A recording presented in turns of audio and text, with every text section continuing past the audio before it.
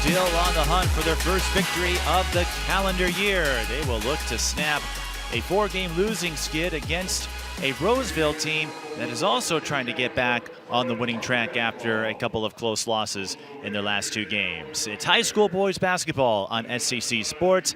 Mike Peden with you, White Bear Lake and Roseville in the Suburban East on this Wednesday night. We'll have more after the Star Spangled Banner.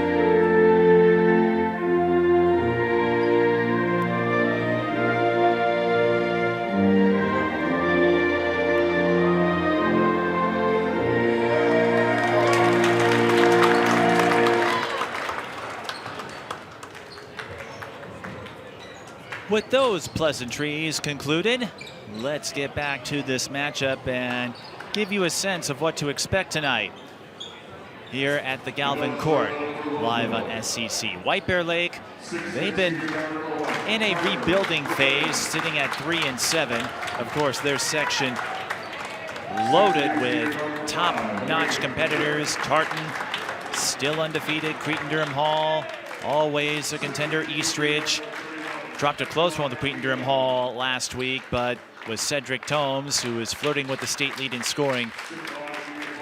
Those make for 3 tough assignments. On the Roseville side, Maple Grove sits in their section 5-4A. The Crimson coming off that big win over Wayzata earlier this week. So these are 2 sleepers as we look at the Suburban East Conference standings. White Bear Lake sitting at 2-3, Roseville 2-4. It will be tough sledding for the 2 teams, it would seem.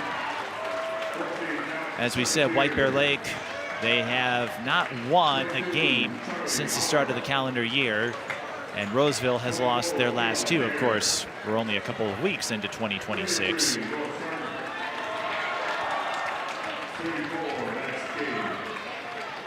As we take a look at our key matchup, Micah Wiskus, based on the data we have, there are a few games missing, but he's averaging about 18 points per game on a Roseville team that, again, had just a couple of close losses in their last 2 games. They ran into the buzzsaw that is Cretin-Durham Hall, and Colin Piper, the man to watch for White Bear Lake, averaging just over 20 a game. When you do a deeper dive into those numbers, Roseville has a couple of double-digit scores in Micah Wiskus and Carter Brendan. For White Bear Lake, Colin Piper, the only player in double digits. And as we have noted throughout our coverage, teams that have one big score and then a few role players who chip in, the challenge will be getting that consistent level of support. But to give you a sense of how the season has gone for White Bear Lake, they lost a close one with Stillwater in their last meeting on Thursday. And here's a sense of how the previous 10 meetings have gone. White Bear Lake sweeping the conference series a year ago. Roseville getting a pair of wins on White Bear Lake. In fact, you can see the last several years it has gone back and forth, both teams trading conference sweeps. Now they're in separate sections, so there's a rivalry, but perhaps not as fierce as the section rivals go, but it does give you a sense of how these 2 have flip-flopped over time. And I was about to say, for White Bear Lake, a lot of their games this year against top-level competitors have not fared well. They struggled to keep up with the Cretin-Durham Hall. Lost that one by 41. Lost to Hopkins by 17. Lost to Blaine by 15. All top 10 members in Class 4A. Aaron Turner, the head coach for White Bear Lake. Tom Critchley Jr., the head coach for Roseville. White Bear Lake wearing the orange, Roseville wearing the white. And the entry pass is intercepted by Brendan. Wiskus goes to Brendan, way up top. Brendan will make his move. The dribble drive gets the roll. And Brendan gets us started. Roseville looks like they are starting out in a 2-1-2. White Bear Lake trying to feed it inside, but nowhere to go. The kick out, the three is long from Colin Piper. Rebound put back by the Bears and William McQuay.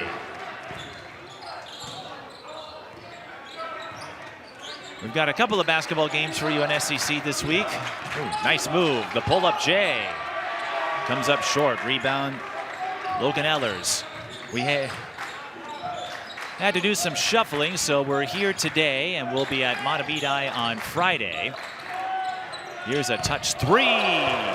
Draining it is Zach Turner. White Bear Lake up 5-2.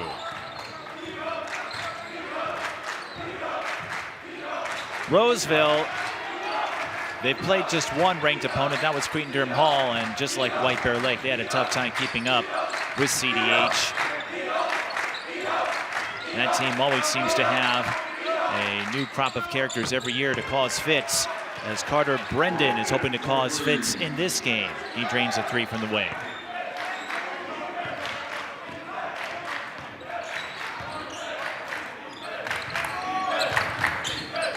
Roseville doesn't have anyone outside of Cretin-Durham Hall in the top 10 on their schedule. Roseville and CDH, of course, conference rivals. White Bear Lake playing a tougher cast of characters. Here's a three from McQuay. It drifts right. Dead ball rebound to Roseville. But we are at roughly the midway point of the regular season for boys basketball. Brendan stopped the dribble drive, goes for the hook, and that's always a tough shot when you have a defender in your face. A turnaround, fade away, not easy when you can't shake off the defender. Coming up too high was Logan Ellers. Mad dash for the ball, picked up by the Bears. They'll go cross court. Turner recognizes it.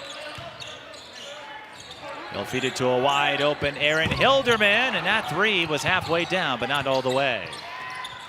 Another scramble for the ball. It's still loose. Turner scoops it up. Another chance for the Bears. Turner. The shuffle pass, the three, short. Foul on White Bear Lake's Colin Piper.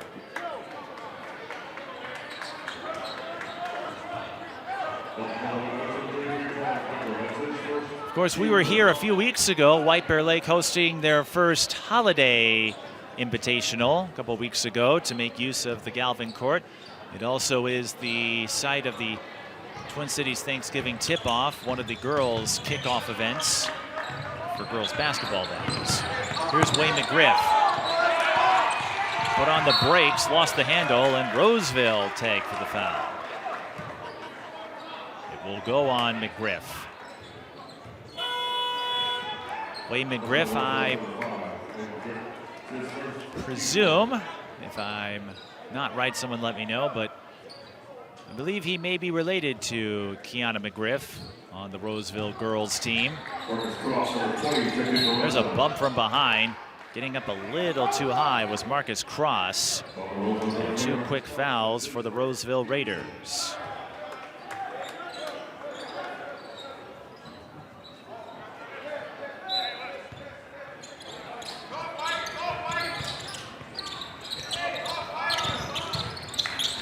Hilderman in the corner, over to Piper.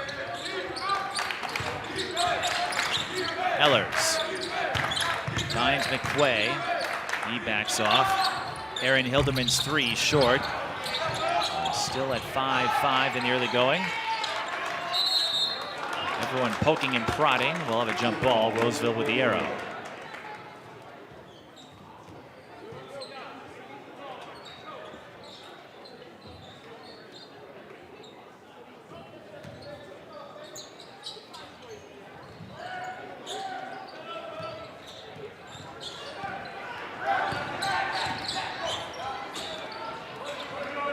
Ross.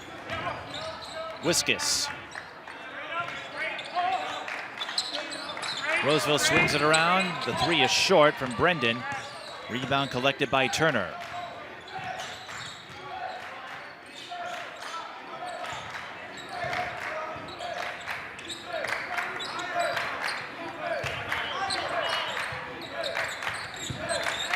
Roseville overloading the perimeter. Now they go back inside. And they make a little too much contact with Colin Piper. They're going to get Roseville for grabbing the arm, and the foul will go to Abdoulaye Dion, it would seem. Abdoulaye Dion, yes, his take for the foul.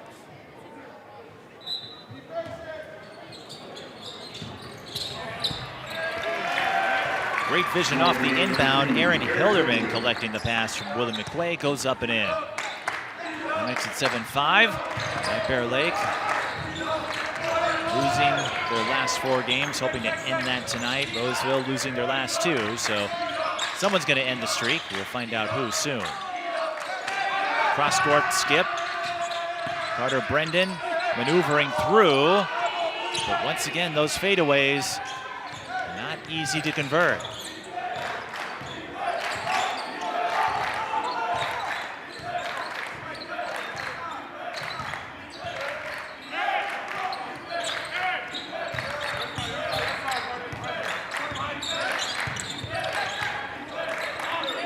Three on the way for the Bears. It's short as they were searching along the perimeter. Brendan brings the ball up after the Bloomquist rebound. Marcus Ross. And that pass nearly intercepted, but McQuay was just a half step behind. That leaves Micah Wiskus open for the 3, and he drills it. 8-7 the score.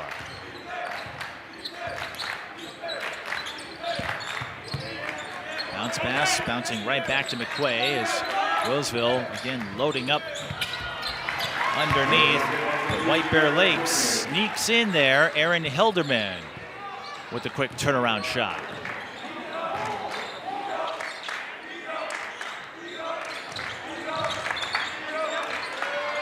Roseville nearly trapped along the sideline. Now they work it around.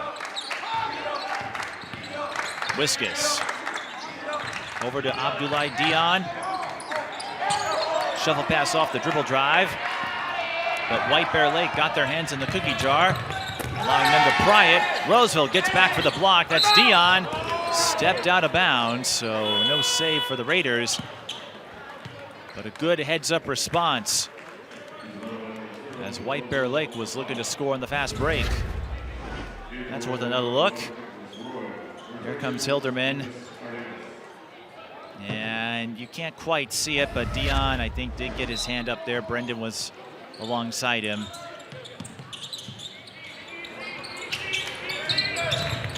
Nick Cardenas in the game for the first time. One of a few seniors on the White Bear Lake squad. One of 4 to be precise. 5 on the shot clock for Cardenas. Bears see it, but that shot's not even close.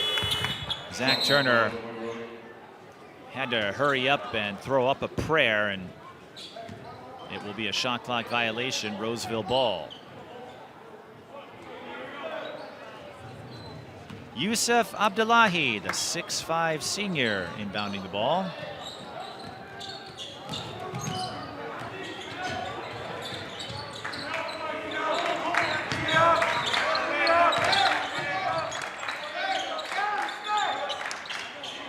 Roseville working again from left to right. They've done that a couple of times now. Carter Brendan launches short. Aaron Hilderman collecting the rebound.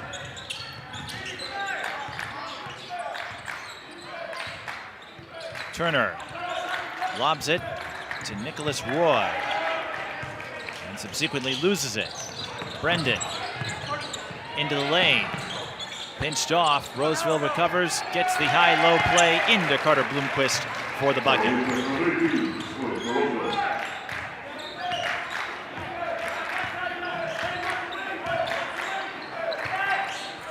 Ellers starts another swing motion. Now White Bear Lake going from right back to center, back to the right side. The attack comes up a little strong for Turner.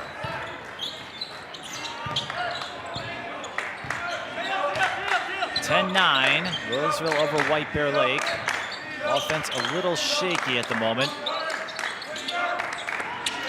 Great cut by Abdullahi. Give and go play makes it 12-9 in favor of Roseville. First of two meetings this year between the two Suburban East contenders. Roseville again playing a couple days ago against Eastridge. Cedric Tomes scored his 2,000th point in that game and subsequently became the all-time leading scorer in Eastridge history. 3-ball is long for Turner. Brendan hands it off to Wiskus. He'll fire from the baseline and connect.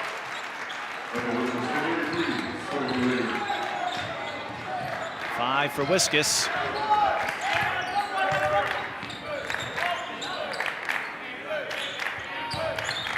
(14-9), Roseville over White Bear Lake.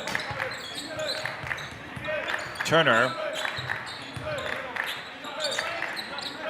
Cardenas wants the three. White Bear Lake looking for that 3-ball, and it's reminiscent of the game that I covered on Monday with Maranatha and St. Croix Lutheran. Here's a 3 for Roseville. Bullseye. Carter Brendan up to 8. We've got ourselves a little run for Roseville. I believe an 8-0 or a 9-0 run.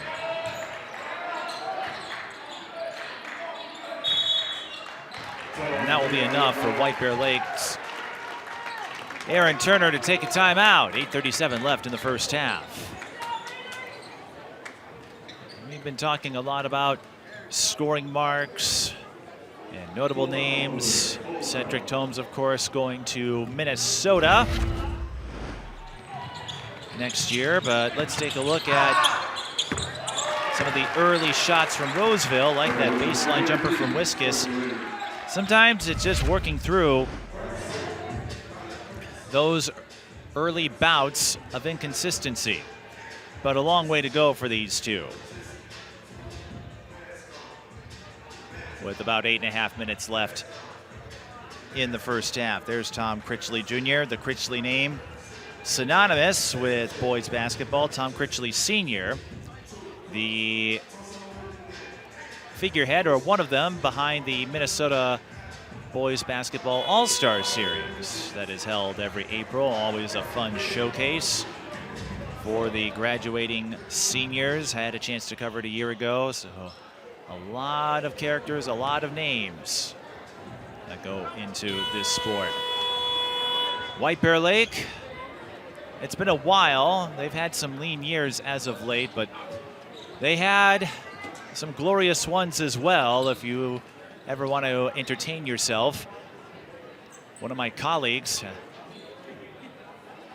recalled it, being a part of that group 41 years ago, the last time White Bear Lake won a state championship in boys basketball.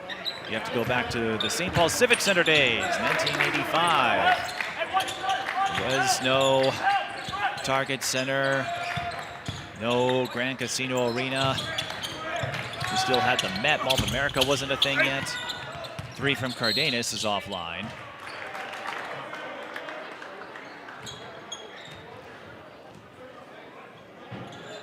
But yes, White Bear Lake does have some state tournament history. Of course, they've got the banners commemorating the back-to-back state championships in '84 and '85. Inbound for the Bears. McGriff on top of it, forces the turnover against the unsuspecting Jonathan Woods.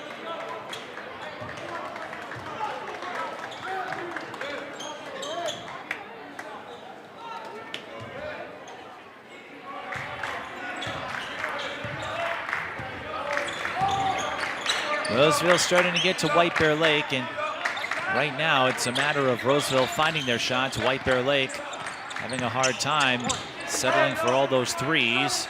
The short-range runner is offline by Max Amundsen.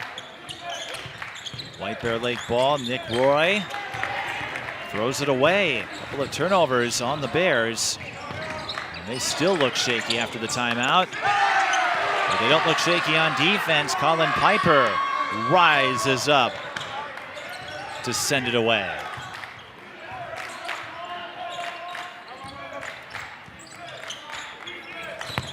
Colin Piper, 6'8". 3 straight turnovers on the Bears. Roseville with numbers. They attack. But another missed runner, another empty possession. It's one thing to create turnovers, but you probably know this if you follow basketball or football. Points off turnovers. That is just as crucial of a stat. Piper. And that runner ricochet out. So White Bear Lake still scoreless in their last 4 possessions. Roseville missing a quick 3 from Abdullahi. And the last 4 possessions by my count for both sides coming up empty. Still 17-9.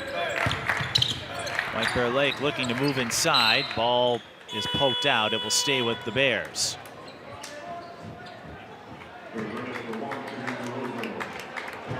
This goes back to what I was referencing.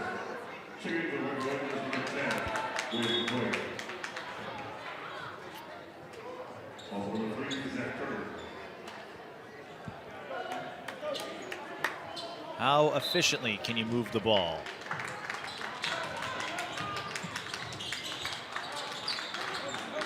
Piper spots Cuddy McQuay, back out to Piper.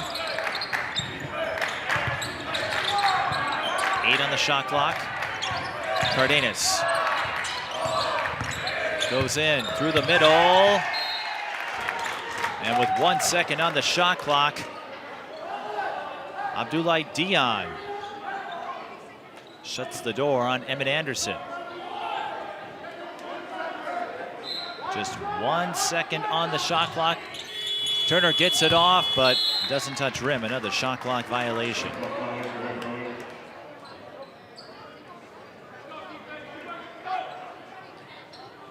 I don't know what the longest scoring drought is following a timeout, but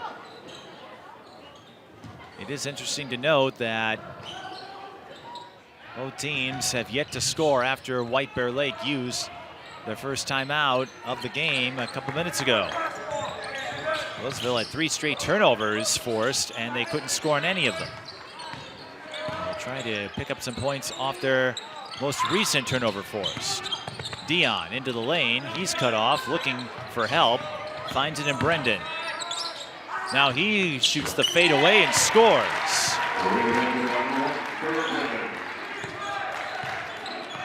Fadeaways aren't easy to make. That doesn't mean they're impossible. Brendan up to 10.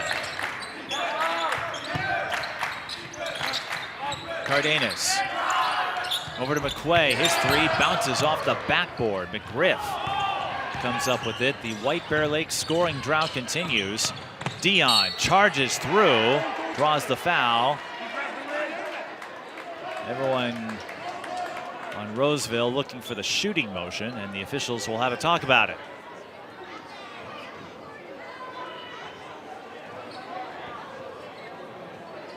But the Bears have not scored for the last several minutes.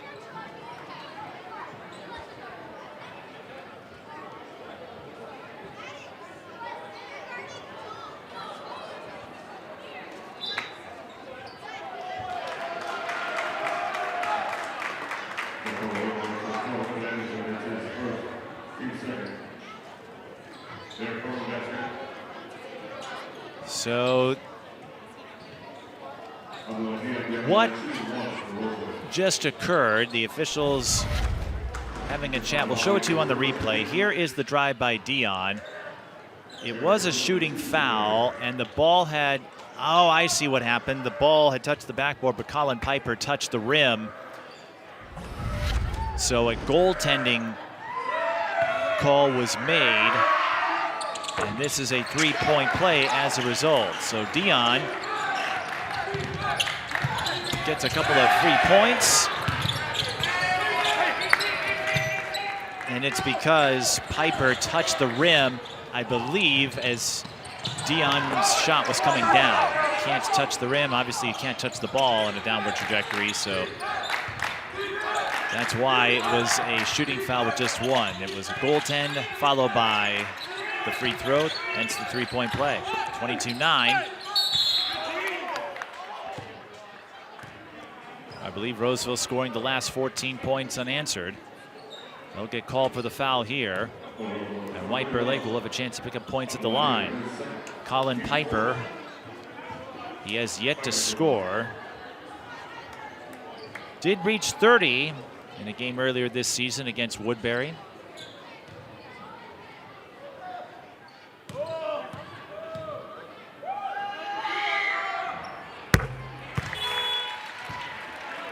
He gets off the goose egg, and White Bear Lake ends the scoring drought. And as we were saying, when you have teams like White Bear Lake, East Ridge girls basketball comes to mind, where you have just the one scorer who's consistently averaging more than 10, or in Colin's case, just over 20. That does put more of an onus on the rest of the squad. It's not unlike Jack Janicki several years ago. He was in a White Bear Lake uniform. Of course, he's wearing a Wisconsin uniform these days. They had a big win last night over Minnesota. A true barn burner, in the words of his mom, who is a former Miss Basketball Minnesota winner, 1992.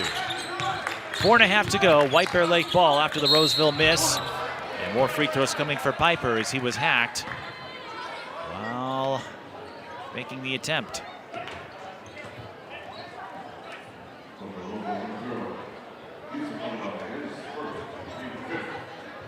No field goals for Piper.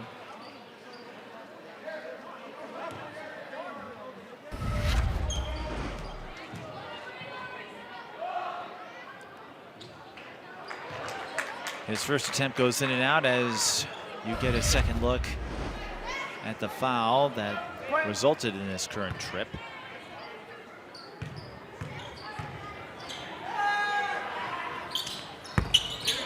Empty possession for Piper. And another foul. Last to give for Roseville. The double whammy. They turn the ball over underneath their own basket and then get tagged for the foul. Double whammy, no big bucks.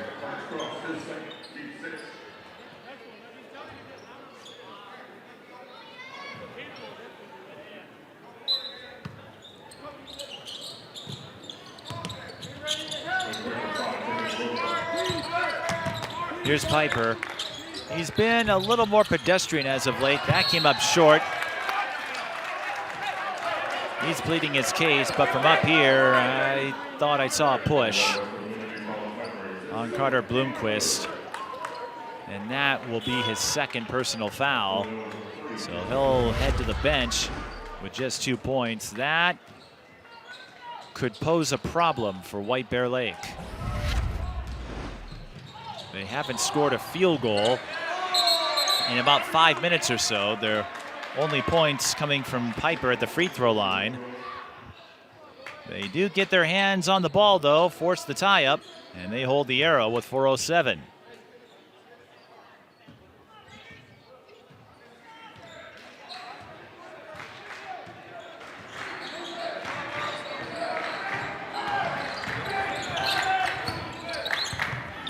McQuay along the key, backs away. Hildeman around his man, got the runner to fall. At the last second, it looked like he wanted to dish it out, but went up with it. Maybe Hildeman's intent was to go up with it. Either way, it's a bucket, 22-13, ending the White Bear Lake field goal drought.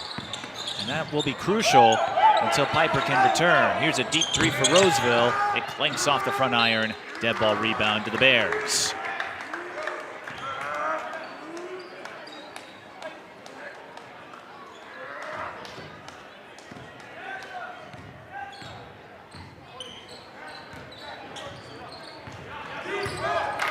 McQuay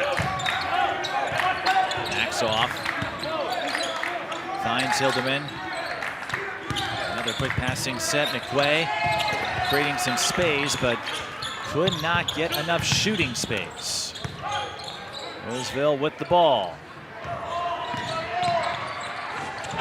Dribble drive and the finish for Carter Bloomquist. Barreling through the leg.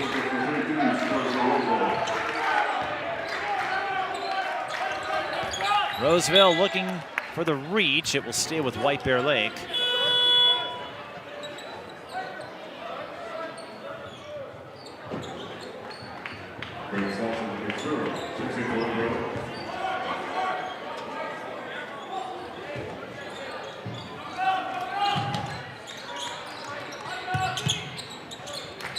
Turner. Gathers. Now looks to move in. Another jump ball. Wayne McGriff ready to greet him. And he may have taken a harder hit than I initially thought. He's all right. Just needed a moment. That was one of those unstoppable force meets immovable object cases. Here's another look. There's the reach, and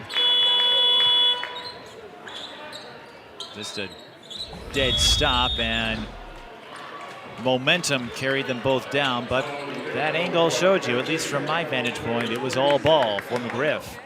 Just a clean play that resulted in the jump ball. Timeout with 2:36 left in the first.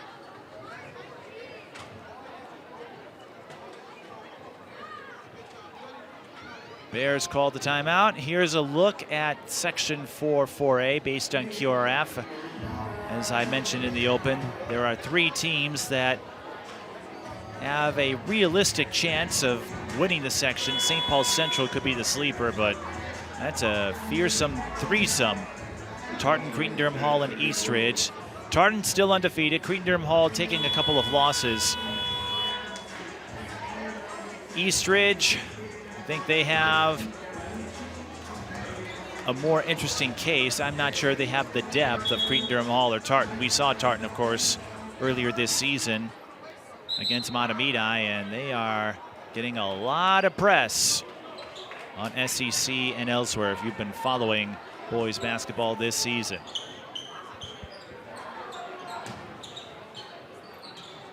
The Titans putting up some fabulous performances, and they have a bevy of signature wins. They front-loaded their schedule. They will be a tough out. Here comes Roseville, and a rare miscue, at least as of late. Bloomquist looking for Abdullahi, and Youssef, I don't know if he lost track of the ball or just reacted too slowly. Either way, it's a free ball for the Bears.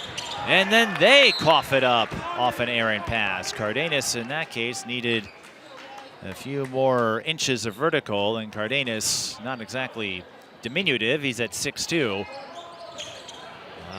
Not even the tall guys can catch all those high passes.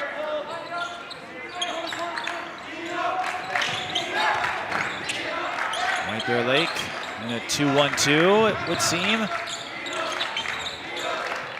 Roseville looking for the three. They find it. Carter Brendan splashing his third triple with under 2 minutes to go. Another cross court. Again, White Bear Lake without Colin Piper. He's sitting with 2 fouls. Really putting a damper on the offensive production. Looking for the back door. They don't find it, but Hildebrand is there to clean up the mess. He's got 8. He's the one man in rhythm for the unit in orange. Roseville, Brendan with 13. And as we said, Brendan and Wiskus both averaging double digits in scoring. Cardenas called for the foul. White Bear Lake at 3 to give. So they have a few more options. When you can get 2, 3 players, I often say in high school basketball, boys or girls, you need that big 3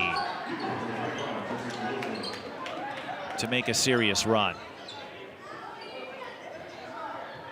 Because that gives you the depth and the fortitude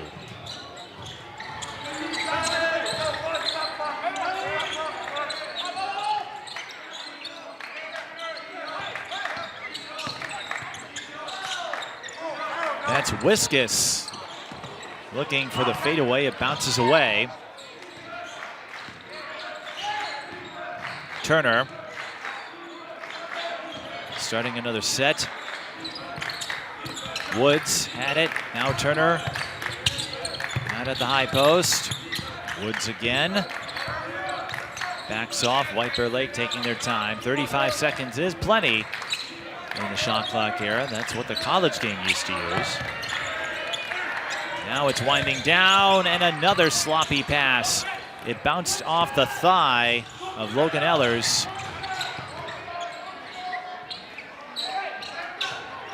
Roseville can hold for one, and that's what they intend to do.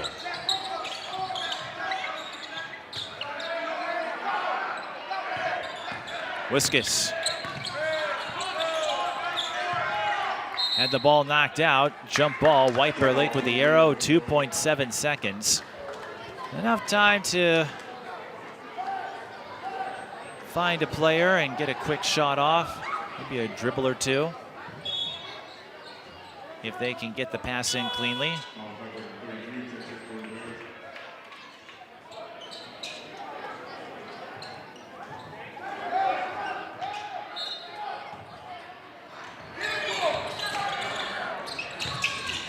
That's Piper. They brought him back in.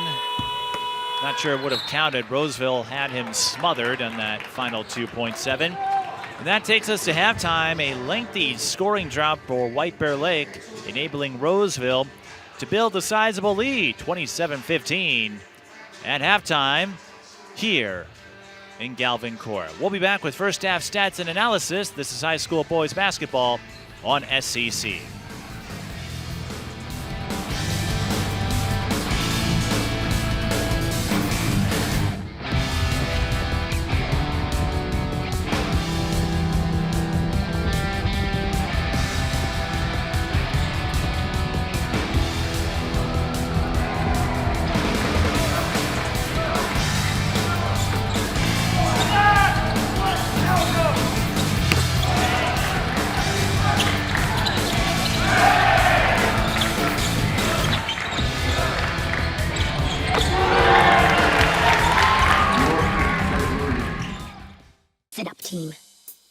Look around this room, I see a fighting team of brave antibodies.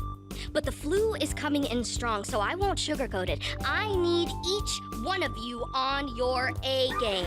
The good news is, Anthony, the human body we've been tasked to protect, just got his flu shot, which supplied us with brand new gear to defend against the flu. That's right, we've upgraded our game with this new equipment.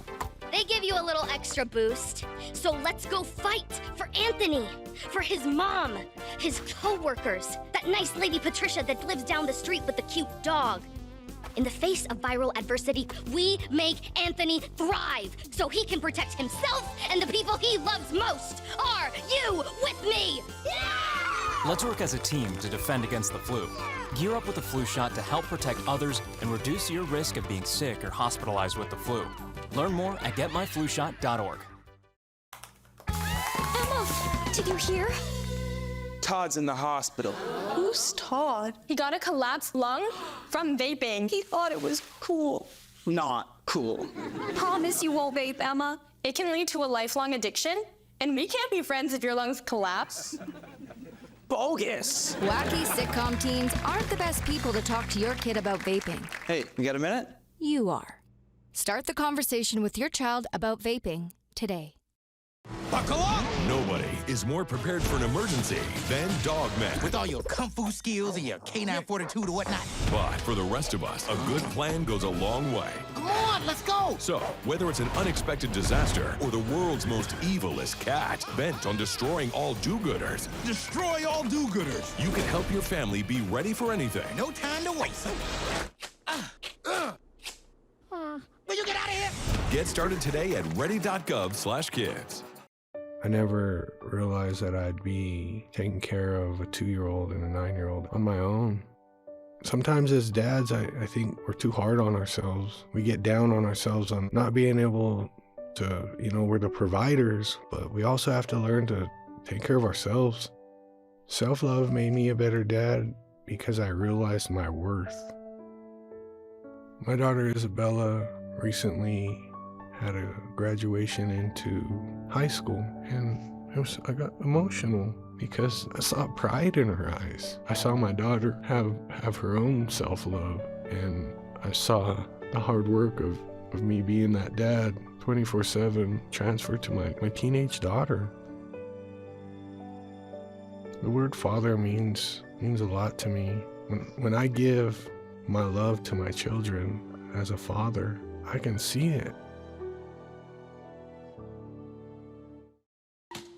There I was, 16, divorced, remarried with a baby, another on the way, and I could barely read or write. Getting my high school diploma was a catalyst I needed. Now I have a bachelor's and master's, and I became a teacher. When I look at all these success stories, I could not help but think it all started by getting my high school diploma.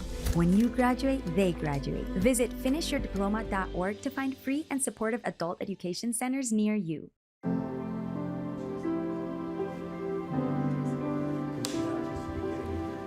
My dad showcased a sense of love that I never had before. It felt like it was something that I've always wanted.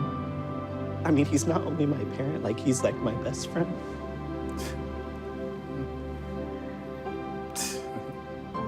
Learn about adopting a teen at adoptuskids.org.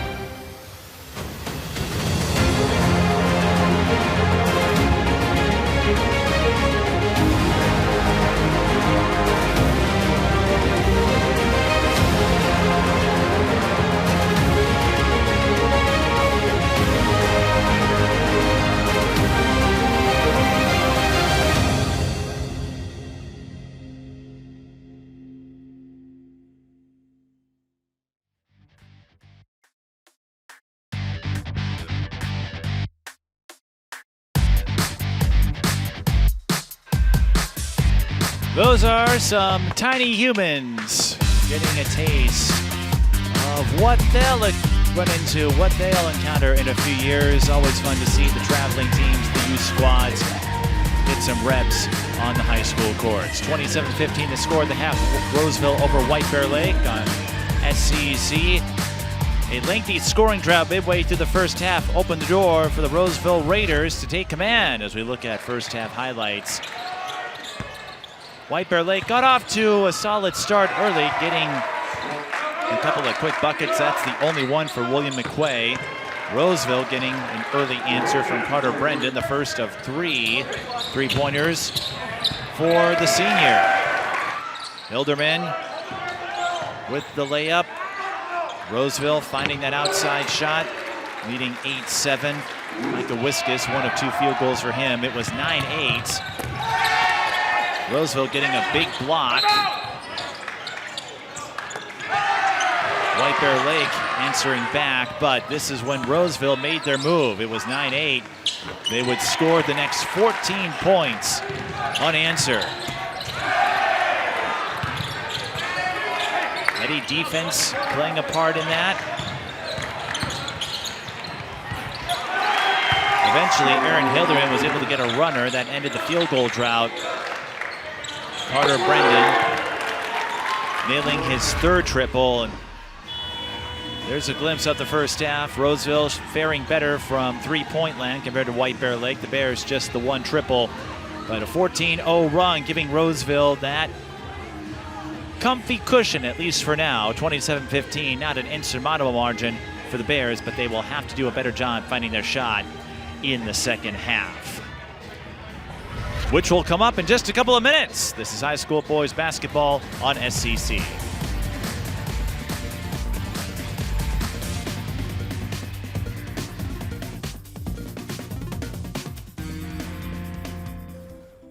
Mom, did you really need to buy 2 can openers for our emergency kit?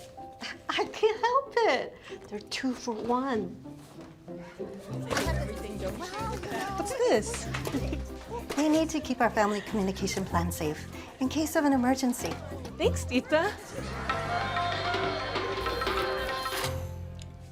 Oh, man. Well, good thing we kept all the lights we used for Diwali. I've got the battery pack. Keep my phone powered so we don't miss any alerts. What about game night? Sounds good. Oh, we have to get to Mom and Dad's and get them somewhere safe. I've got the evacuation route loaded on my phone. I've got an updated list of Dad's meds. And I've got just what we need to get them to take this seriously. If that doesn't convince them that we thought this through, I don't know what would. Start a conversation with your family and plan together for emergencies.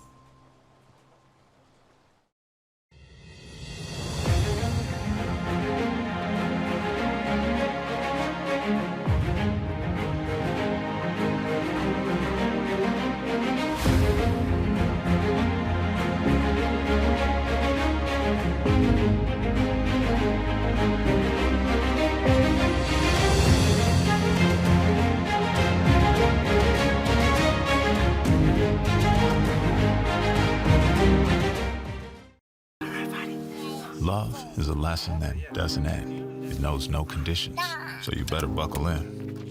Love keeps you on your toes. It never stops, only grows. Love isn't easy, it's a commitment, especially when they're being their most resistant. Love is finding the right seat so you can take a breath. But remember, love isn't lax, it always double checks. Check that your kids are in the right seat at nhtsa.gov/the right seat.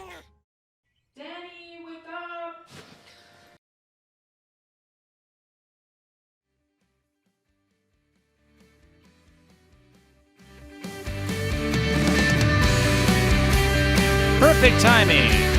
We come back just as the second half starts here at the Galvin Court, White Bear Lake, in the middle of January. The dawn of a new calendar year in Roseville. Ooh, McGriff cut left when Whiskas wanted him to turn right.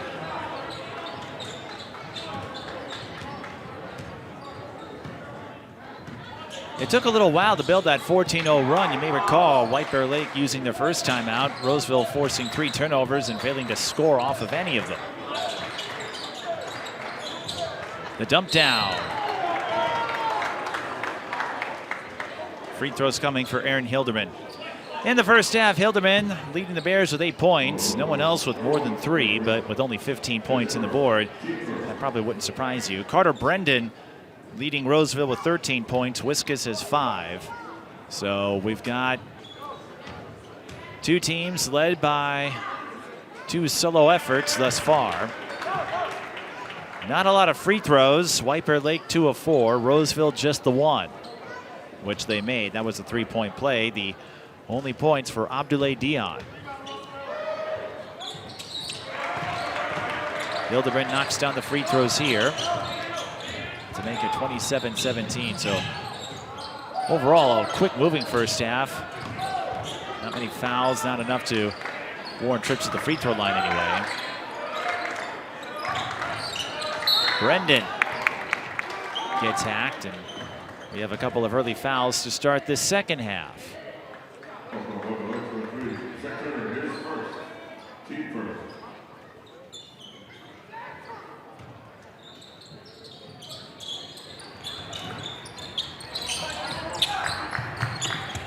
Good move. And a good block. White Bear Lake kept it in play. William McQuay with the awareness to pick up the ricocheted ball, and he was in bounds, so White Bear Lake could play on. Got a couple of looks. But some frustrated members of the White Bear Lake side. No points for the Bears.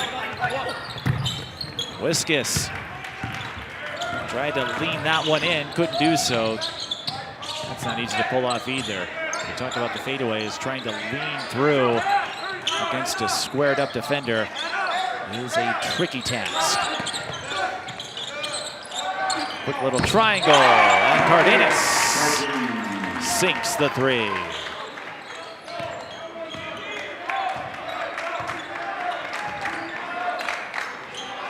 He's on the board, did not score in the first half.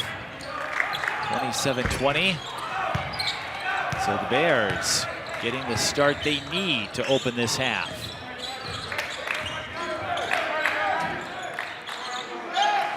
Cardenas near the right corner.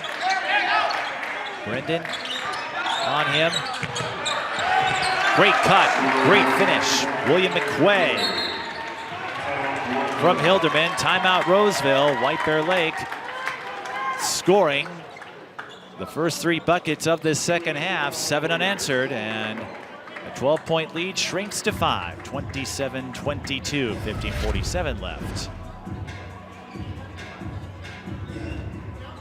William McQuay spotted an open lane and made his move.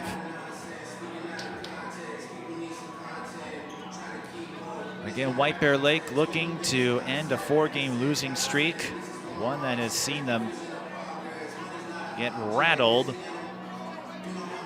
by several top-flight teams. Osseo beat them 95-52 here at the Holiday Hoopla Classic. Blaine, as we noted before, we had that game, came out with a 76-61 win. Cretin-Durham Hall took care of them pretty easily. Stillwater edging them by 4. 4 in a row, 5 of the last 6. They'd like to get on the winning end of some of these close games. And they'll take on another tough opponent, at least in terms of record. Rochester Mayo will come up here a week from Saturday for a Saturday night contest. And St. Paul Central will see them on Valentine's Day. So we know who White Bear Lake State's going to be. I'll show myself out. Back to action here. White Bear Lake zoning up, it would seem.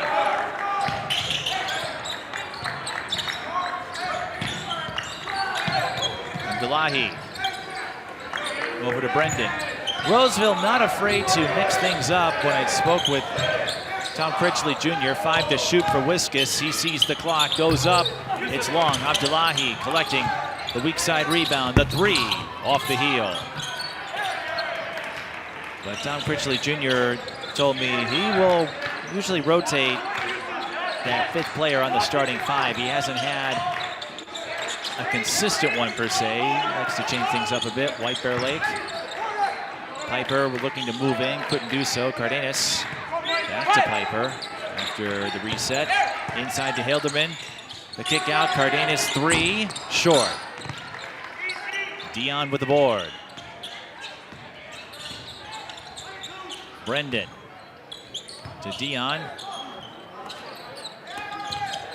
White Bear Lake still in zone formation. The kick out, the 3 for Dion, long. White Bear Lake maybe daring Roseville to beat them from the outside. Brendan makes a move inside and hits the pull-up. 29-22.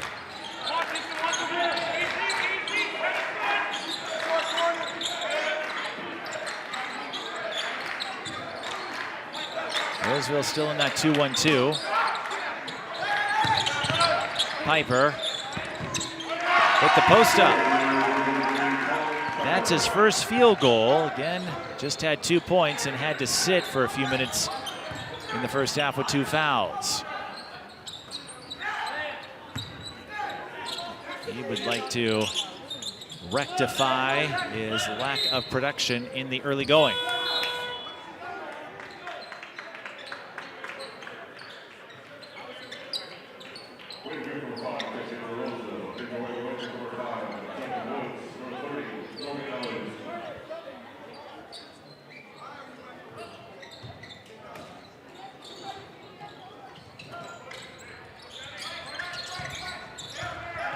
White Bear Lake swarming. Brendan. Brendan fell awkwardly. Everyone tumbling. White Bear Lake will get the ball on the possession arrow, but Brendan still grimacing, still clutching his shoulder. And the trainer will take a look with 13:25 left in the second.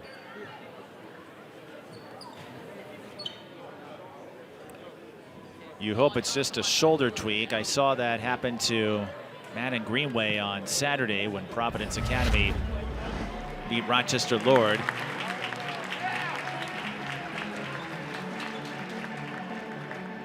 And that replay shows the contact. Nick Cardenas making a sudden hit with Brendan. It was inadvertent. They were both making a play for the ball, so no foul. But when you make that lunge and have a sudden impact hit like that, it can sting. And it takes a minute to subside. Same thing happened to Madden Greenway, but came back after a brief rest and dropped 42 on Rochester Lord in what is proving to be a sensational senior year. Here's a straightaway three for the Bears. It's long. Roseville comes up with the board. Bear Lake trying to pressure Roseville a little bit.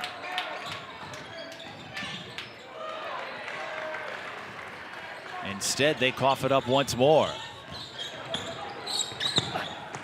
Dribble drive, late foul. William McQuaid to shoot two.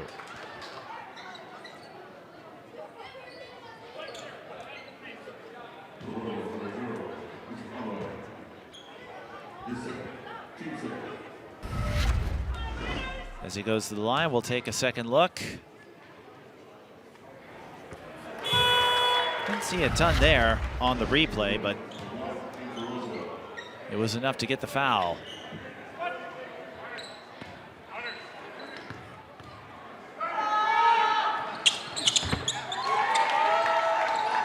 And McQuay, with those free throws, makes it a one-possession game. May not have that feel to it. With the nature of this one, the fake leads to a long two from the elbow extended by Wiskus. Those long twos, I know, can sometimes frustrate coaches or fans, but they still count if they go in. And if it helps Wiskus find some rhythm, so much the better. Cardenas. Dion closed in to keep him from shooting a three. Well, White Bear Lake, I thought they had a look. They'll go for the fadeaway.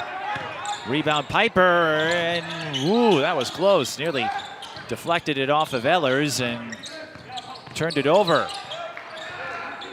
McQuay to Cardenas, 8 on the shot clock. Piper looking for a target. It's Cardenas. His three rips through the nylon. We are even. No, it's a two-point game. I stand corrected, 31-29. Roseville looking for the answer. Abdullahi can't give it to them. Piper with the rebound. Roseville fans wanted a foul. A little bit of an elbow on Dion. Now Piper getting a little more physical. McQuay from 14. That would have tied it. Foul on the Bears. 11:17 left in the second half. Roseville losing their last two games. White Bear Lake dropping their last four. One streak will end tonight. That's because we have no ties. But most of you knew that.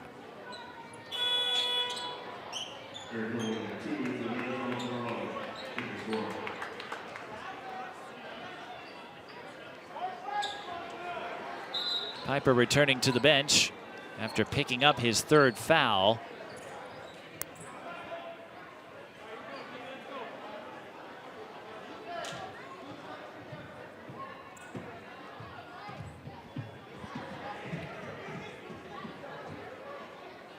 And the question for Aaron Turner, how long will it stay that way?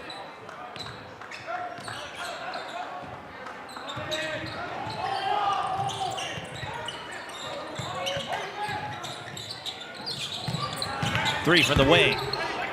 Short, but nobody covering Wiskus. That allowed him to trail his own miss. Brendan fakes. Wiskus couldn't get the shooting space upon reception of the pass. 7 on the shot clock. Bloomquist through a sea of orange. It's hammered and he'll shoot 2.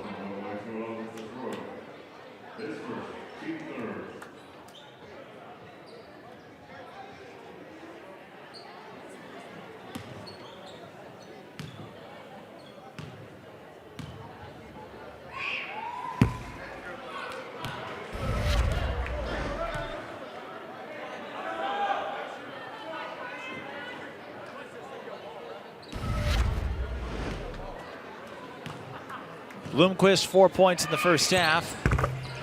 They'll take the split.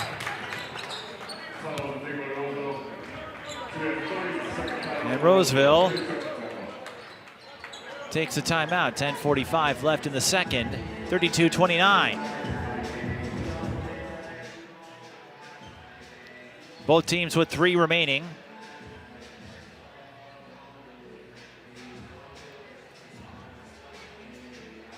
If you just joined us, Roseville led by as much as 13. They had a 14-0 run. White Bear Lake getting a rally to start the second half.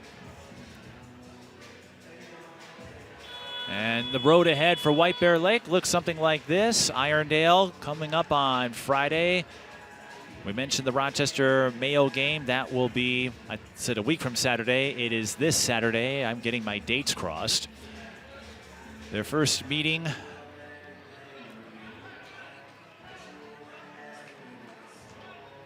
with Forest Lake, followed by East Ridge, as White Bear Lake works its way through the conference rounds as well. So the Bears, they have some more tough challenges ahead, both within and outside the Suburban East Conference. They already got a taste of it with Cretin-Derham Hall, and East Ridge, again, that's where Cedric Tomes is.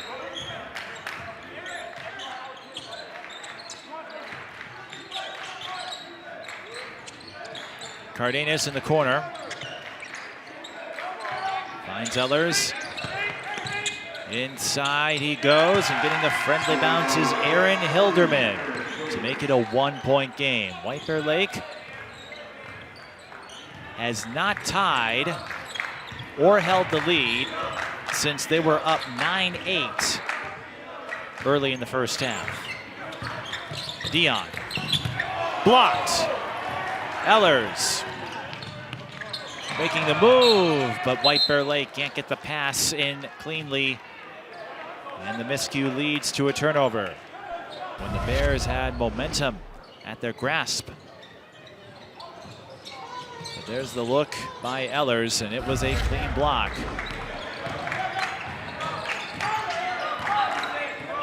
We've seen a few big swats in this one.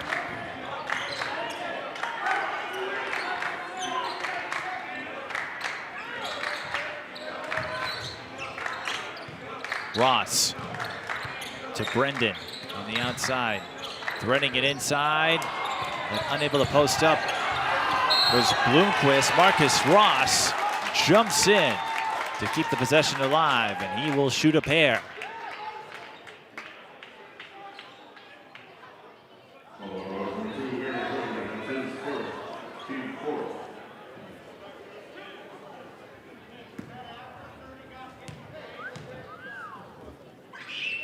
That's Cross, I should say. Marcus Cross, and he gets on the board.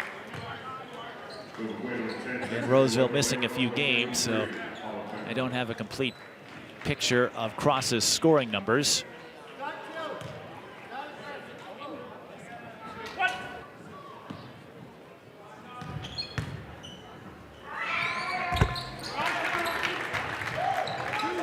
But Cross paints a couple of free throws in the Roseville picture. William McQuay zipping down the other end, fouled on the reverse attempt, so he'll get a trip to the free throw line.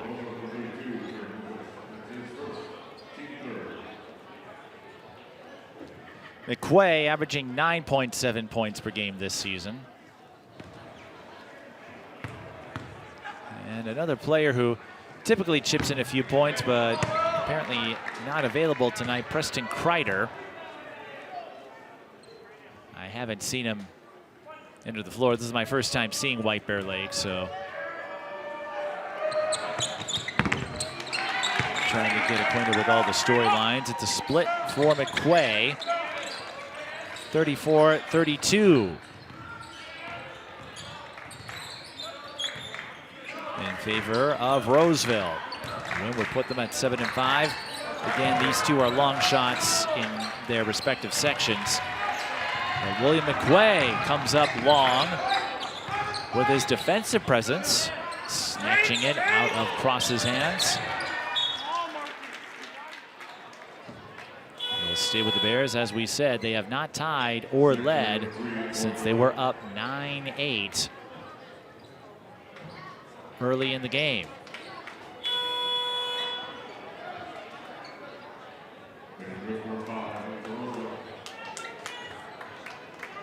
Piper returning. Remember, he has 3 fouls, so this will be a key test of his resolve and ingenuity. Bounce pass got to Hilderman, not quickly enough for the 3, but good enough for William McQuay pull-up on the second chance. McQuay with 9. And he is faring better in the second half, knocking down a few free throws. Steal by Woods, and the layup by McQuay. White Bear Lake retakes the lead for the first time since they were up 9-8. McQuay with 11 points, 9 of them in the second half, and this is what we were talking about. Can White Bear Lake find other players outside their big man?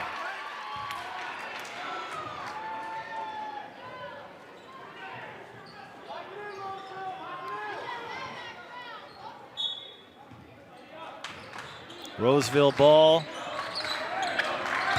Raiders led by 13. Wiskus.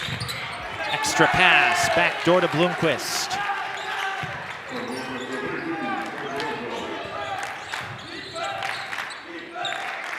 Woods. Out he goes. Roseville sting in that 2-1-2.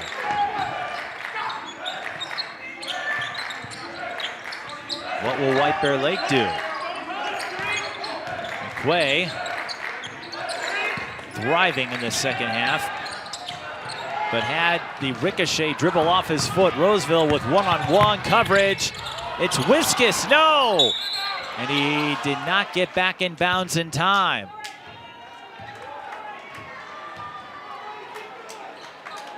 I've seen a few too many fast break looks come up empty. Those are the bunnies, the plays you really want to cash in on.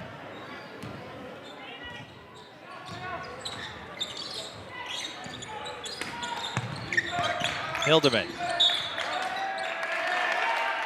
Lost control of it and lost the ball.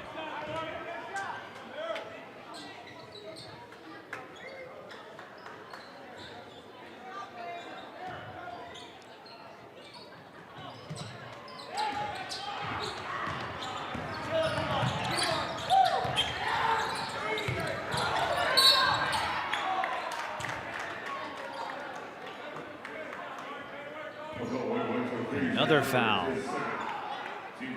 It's the second on Turner.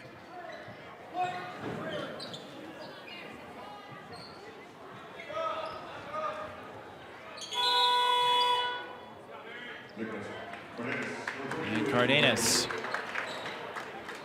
will check in. Cardenas with a couple of threes.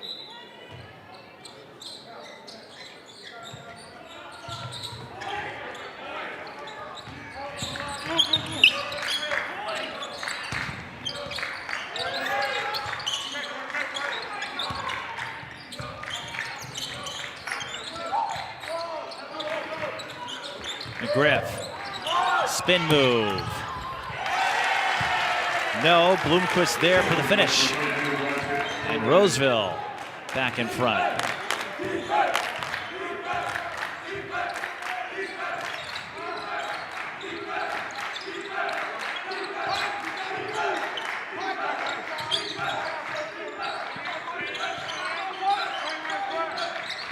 Here's Cardenas. He'll pull up from 15. Swish. So McQuay and Cardenas giving White Bear Lake an offensive boost. Cardenas, all 8 of his points coming in the second half. Roseville wide open underneath as White Bear Lake overloaded. Carter Bloomquist. Back-to-back scores for the 6'5" senior. Now White Bear Lake looking to do the same, but Roseville reacts in time. Turner missing the jumper. Roseville gets control of it, 40-38. McGriff.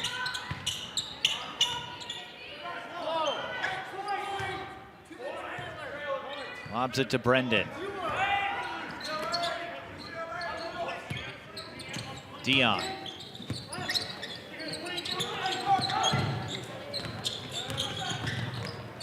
Brendan from the elbow. Got tangled up with McQuay briefly. Rebound going to the Bears, 5 minutes to go. Not a lot of points to be had, but still a suspenseful finish, potentially. Piper missing a couple of looks from short range. Turner can't get it to go. White Bear Lake had 4 chances, nothing doing. McGriff open on the other end. Sent away by McQuay.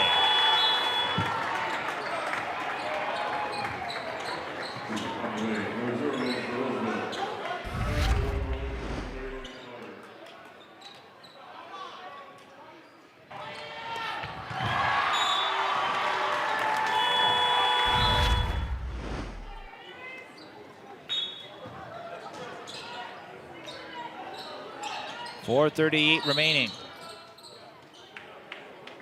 And Roseville will take a timeout. They had 3 remaining. As Abdullahi was having a little bit of trouble on the inbound. So a dramatic finish.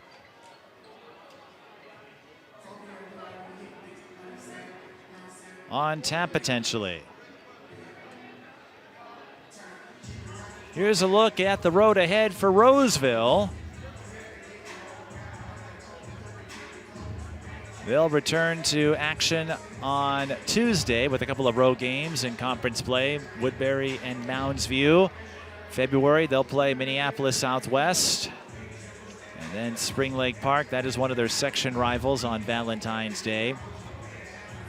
And you see Cretin-Durham Hall coming up on their schedule. They will take on East Ridge again February 20th, if you're curious. So a lot of conference competition for these two, and that's not unusual. Most teams will get through the non-conference portion of the season early.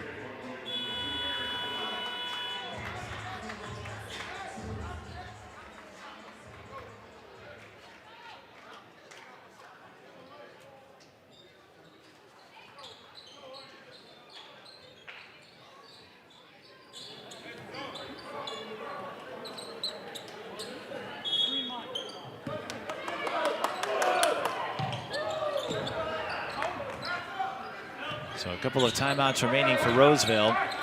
Brendan picking up the inbound to the backcourt, which you can do. Wiskus.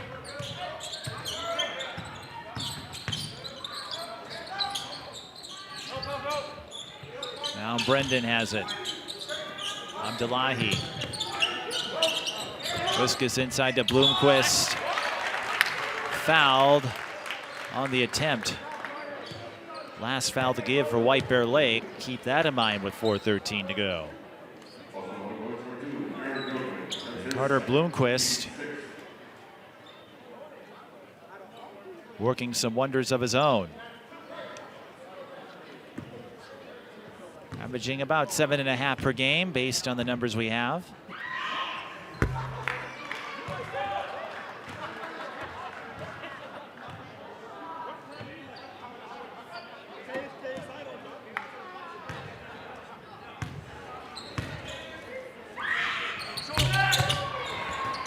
Bloomquist blanking at the line, but Abdullahi fouled as White Bear Lake tried to pry the rebound away. This is 1-1, but with 4:11 to go, key chances here for Roseville to build up their advantage.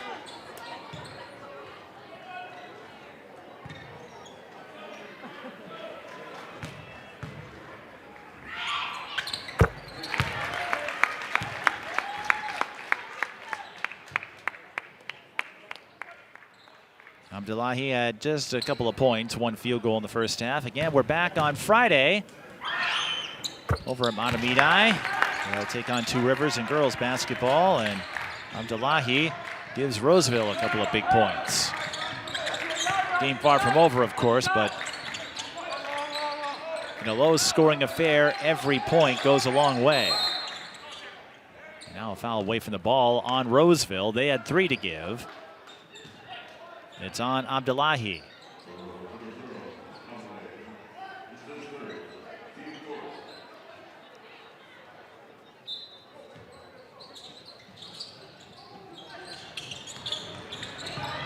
Cardenas, catch and shoot 3, comes up short.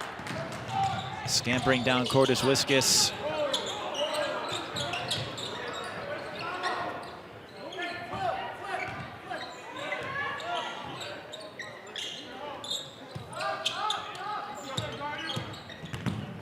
Wiskus again. Just 7 points, but his number hasn't needed to be called all that often. William McQuay catching up to the passing lane, going coast to coast, and the ball rims out.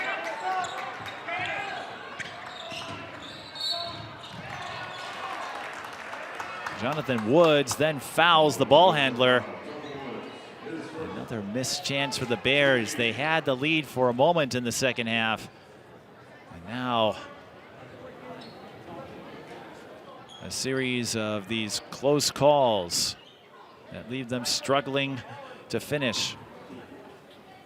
Could render their chances moot here, depending on how Roseville does at the line and depending on what else happens with 3:12 to go.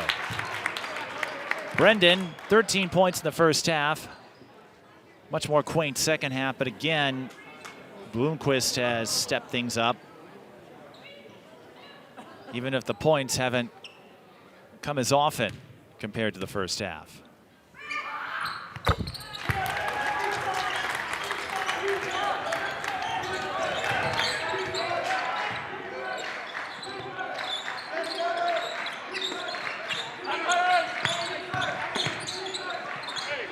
Piper rises up for the tough shot.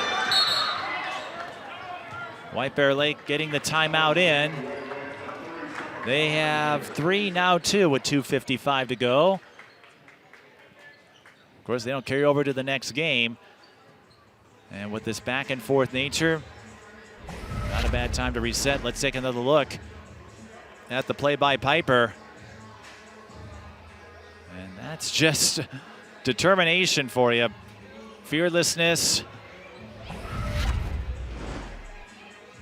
Refusing to flinch with a guy on you. Piper, just a couple of field goals.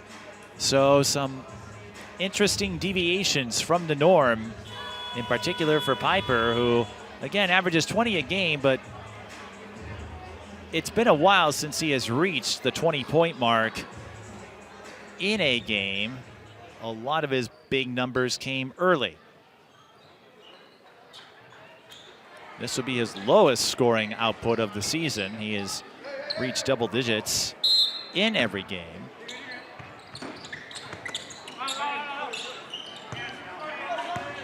He managed just 11 against Cretin-Derham Hall, but of course CDH won 79-38, so you can't pin too much fault on him or the others when CDH is simply at a higher level right now. 44-40. A gritty win will come to one of these two.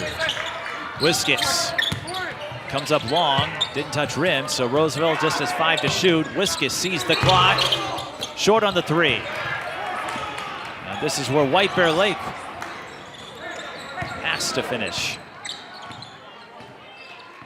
Time running out. And a 2-possession margin.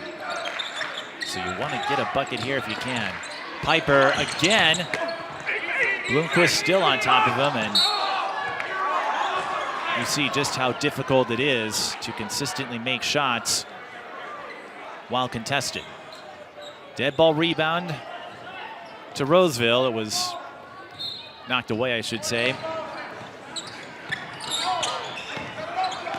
How will Roseville approach this?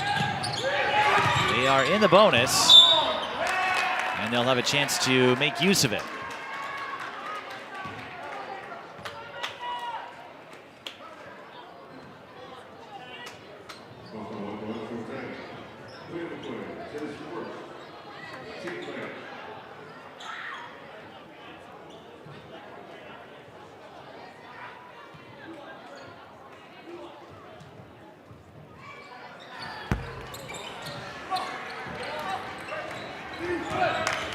Unfortunately, Wiskus missed the front end of a 1-and-1, so the door remains open for White Bear Lake. Can they make it count? They led briefly, 36-34 in the second half.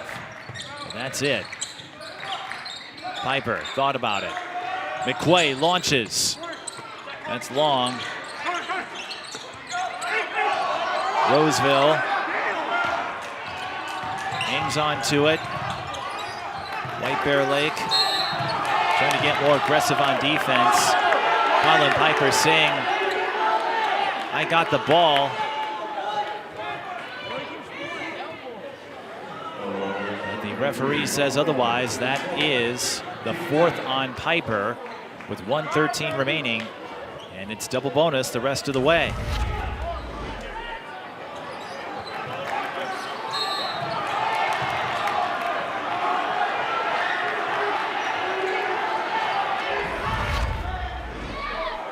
You see the emotions bubbling on Piper. Tough to tell from the vantage point. If there was contact, I didn't see much of it. It certainly wasn't obvious, blatant, or apparent at first glance. And Wiskus at the line, hit the front end. Looking to make the back end and bump the margin to 6, which he does. 9 for Wiskus. Now it's up to White Bear Lake. Cardenas fouled on the 3. Brendan got a little too much arm. And how many times have you heard the frustration of fouling a jump shooter? So Cardenas will shoot 3 with the clock stopped at 1:05.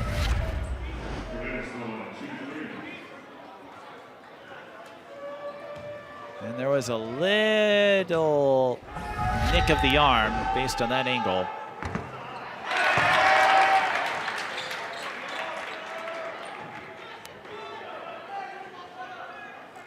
Cardenas, 8 points in the second half, missed the front end. That isn't ideal. He averages 8.8 a game.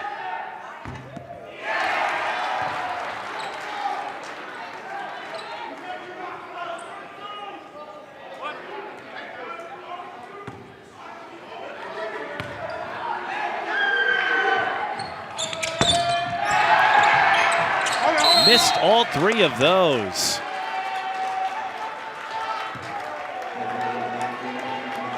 That may have been the last best chance for White Bear Lake to resurrect a path to victory.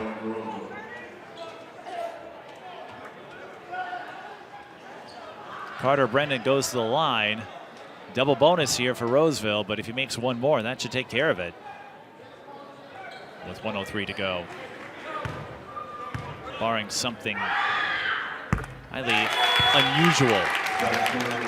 And that's what White Bear Lake will look back on if they can't get this win. All the missed chances, some of the short-range looks, nothing doing. Cardenas missing 3 free throws after getting fouled on a 3-point try. And Roseville, certainly not a glorious half offensively, but they're doing just enough. Turner missing the 3. Turnaround, White Bear Lake just having a tough time finding the bucket tonight. And it looks like the losing streak will continue. They dropped their last 4, and it's going to go to 5 as Roseville gets the rebound and can work the clock. White Bear Lake trying to pressure them into the 10-second call. Roseville will take a timeout, 33.5, but with an 8-point margin. I just don't think there's enough time.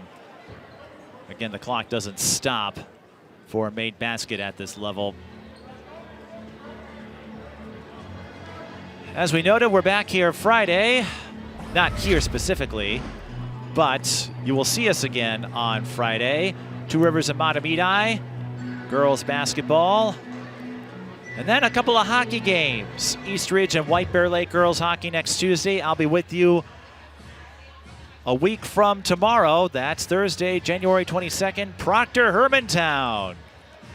Making a trip to the Metro to face Gentry, a former state champion a few years ago. That is what's on tap on SCC Sports, scctv.org. Of course, you can get more information there.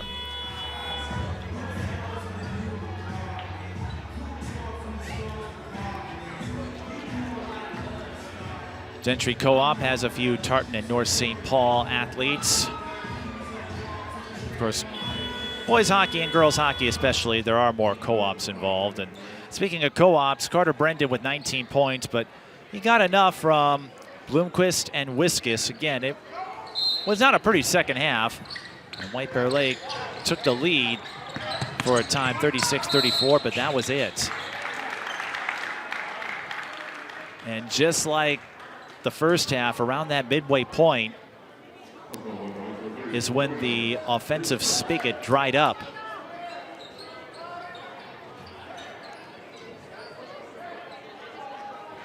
Roseville with a 14-4 edge since White Bear Lake took that lead in the second half. And Wiskus will shoot a couple more for good measure, but it's academic with 30 seconds to go.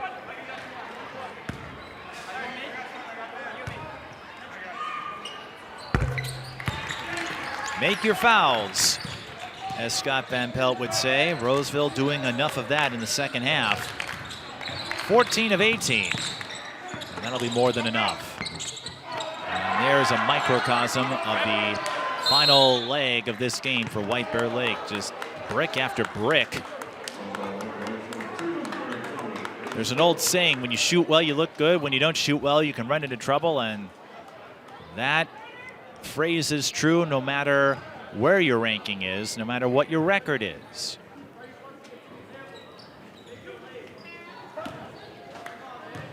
Bloomquist to shoot 2 more, but like we said, it's academic.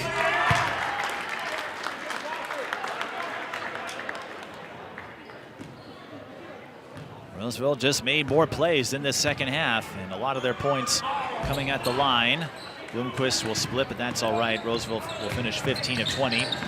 Good for 75%. A 3 for White Bear Lake goes down, but not enough time for William McQuay and company to come back. 7.2 left, 8-point margin.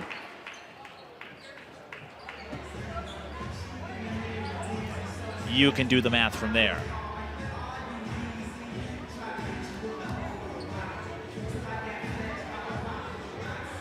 A couple of factors. White Bear Lake, while I can't keep track of field goals in my head,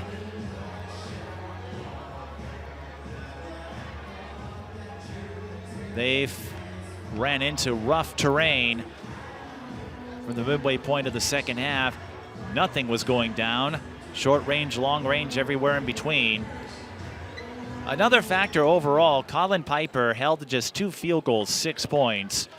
the first time this season he'll be held under 10 in a game. And they talk about the influence of the big scores. If they do well, that favors White Bear Lake, but if you can contain him like Roseville did tonight, that ups their chances as it did. So Roseville will run out the clock. And they decide to let that last one go. 51-43, the final. Roseville goes to 7-5. White Bear Lake has now dropped their last 5 games. Roseville came up with the big answer in the second half after giving up the lead briefly. It was 36-34. Roseville got back to it and came up clutch more often than not when the circumstances called for it. Your leading scorer, Carter Brendan with 19 points for the Raiders. Carter Bloomquist with 12. Micah Wiskus with 11 for Roseville. Those are your notables. William McQuay with 14 to lead the Bears. Aaron Hilderman with 12 as we look at the game highlights. It was back and forth early. Micah Wiskus hitting his lone 3. Most of his work coming from the free throw line in the second half. It was back and forth early. Roseville went on a 14-0 run to lead by as much as 13. White Bear Lake would make a few plays to start the second half. There's one of the Carter Brendan threes. He had 3 of them in this game. In the second half, White Bear Lake got the early jump. Nick Cardenas hitting a pair of trays in this one. 8 points in the second half. There's the cut by William McQuay. Bears did lead 36-34, but then Roseville shuts the door. Here's the short-range jumper by Carter Brendan. Piper getting the turnaround move. He could not find much success tonight. There's the fake and the long 2 by Micah Wiskus. Good use of mechanics and awareness. Another 3 for Cardenas, I believe, on that last play. Here's the steal. This is what gave White Bear Lake the lead. William McQuay with the steal in the finish. The block, and for a time, the Bears had the upper hand. There's Cardenas sinking the 15-footer, but it was Roseville who took over. Although William McQuay did his best to keep that from happening. Coming up with a big block there. Piper with a man in his face, getting the bank off the glass, but it was not enough. As we said, Roseville came up clutch more often than not.